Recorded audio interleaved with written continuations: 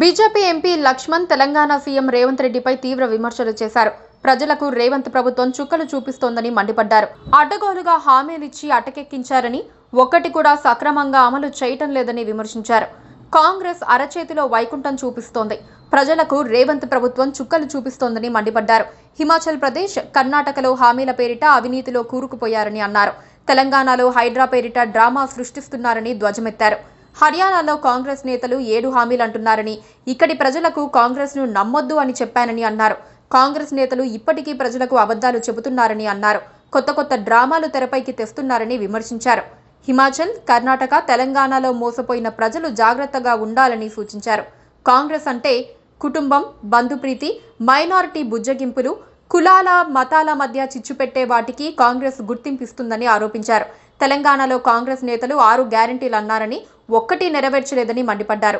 BC, SC, ST సామాజిక వర్గాలను ఓట్ల కోసం నమ్మించి దగా చేస్తున్నారని మండిపడ్డారు. తెలంగాణలో పూర్తిగా కాంగ్రెస్ ఫ్లాప్ షో అయిందని విమర్శించారు. కౌలు రైతులకు 15,000 భరోసా అన్నారని, నెరవేర్చలేదని చెప్పారు.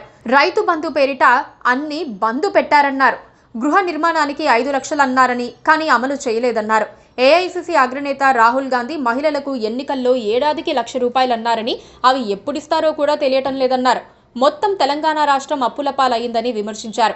రేవంత్ రెడ్డి ఢిల్లీ వెళ్లి రావడానికే సరిపోతుంది, కానీ ప్రజా సంక్షేమం గురించి పట్టించుకోవటం లేదన్నారు.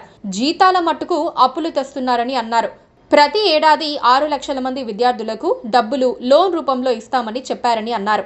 రైతులకు ఇచ్చింది 17,000 కోట్లు మాత్రమేనని చెప్పారు. మంత్రి బట్టి విక్రమార్క మొదటి విడతలో 15,000 కోట్లు అన్నారన్నారు.